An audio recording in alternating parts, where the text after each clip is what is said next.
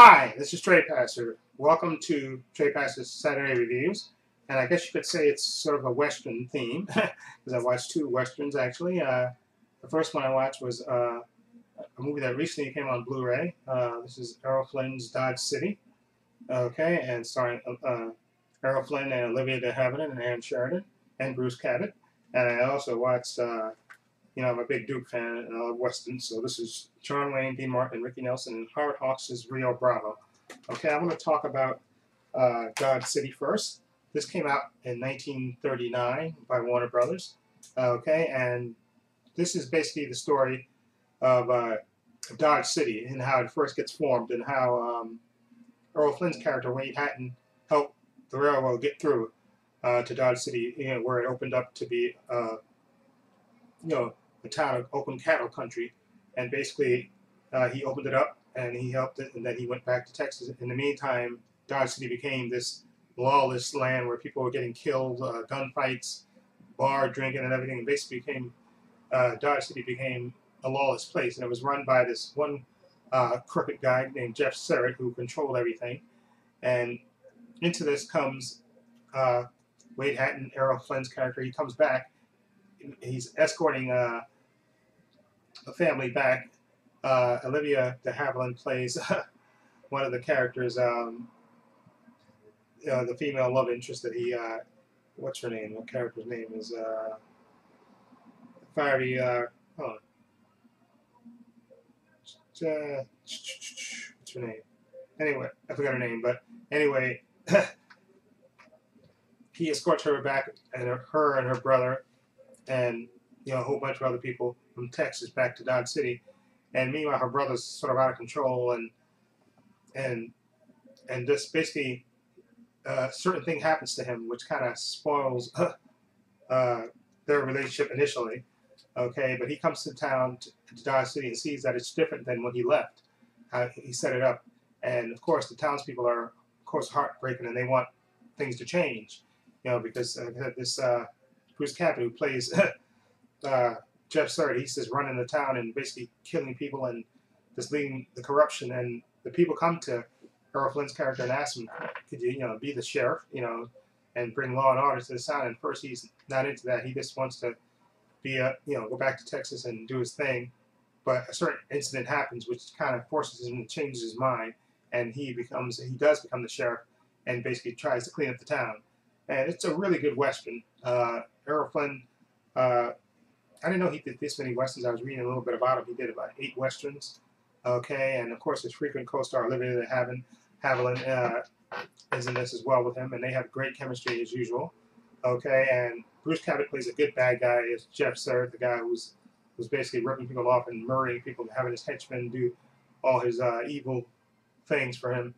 And it's a good Western. It has one of the most infamous bar fights ever that goes on for like at least, I think, almost 10 minutes. Well, not 10 minutes, maybe about 5 or 6 minutes actual screen time. But it's one of the most infamous bar brawls that you've ever seen in a Western. It just goes on and on and on, and so much destruction, and it's insane. And like I said, Errol Flynn makes a good sheriff. He has a certain confidence and a great screen presence, and he brings to the role, and he's absolutely fantastic. And again, like I said, his chemistry with Olivia de Havilland, who plays the love interest, who's, of course, at first she's flirting with him, and then a certain incident happens. It's just kind of cold to him, but then, this is it's a Western, and so you can pretty much figure out what happens between them in the end. Okay, but it's still a good Western, a really good Western to see. And you got your shootings, your bad guys, and you got your good guy Errol Flynn, who plays a really good guy. Okay, and you have Alan Hale, who lends support as one of his buddies, and it's a really good Western, really good, and I definitely recommend this. I'm going to give Dodge City a 7.5. I think it was one of the better Westerns, and like I said, I'm going to watch more Westerns with Errol Flynn, because I didn't know he made that many Westerns, but apparently he did. He made 8 Westerns, they said. I think this is the first of the 8 Westerns that he made, so definitely recommend this Dodge City, a 7.5. Definitely worth watching. End up getting it. Like I said, I'm biased because I love Westerns. Okay, now, this next movie is, of course, John Wayne. It's directed and produced by Howard Hawks, who did Red River with John Wayne, very good Western. And he teams up with Duke again. John Wayne, Dean Martin, and Ricky Nelson, and Walter Brennan actually in this tale of a sheriff, John Wayne, who locks up a murderer played by Clark Akins, who basically just murders a guy on a whim, and he locks him up. But apparently, Clark Akins' brother is a big deal in this town, and he basically hires people to try to help him get his brother out.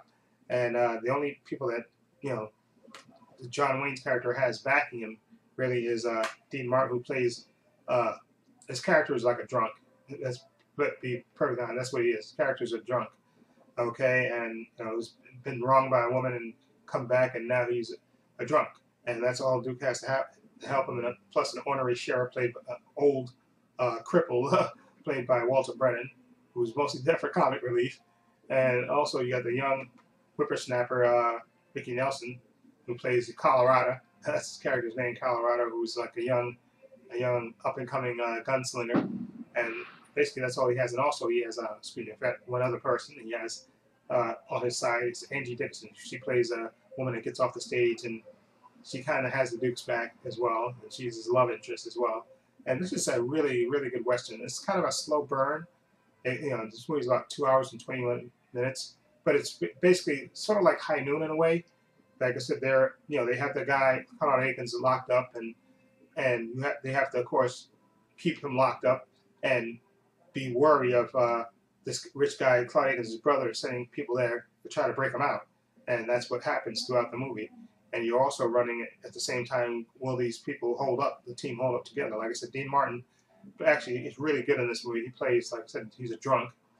And, like a woman done him wrong, and he's been drinking ever since. And he's like the deputy sheriff, and the Duke is wondering if he can really trust him, if he'll stay sober, because you see him constantly sweating because he's coming down from withdrawal by not drinking the alcohol, and so you have to worry about his condition, whether he can hold up and be counted on. And then of course you have Ricky Nelson, the young whippersnapper who doesn't want to get involved initially.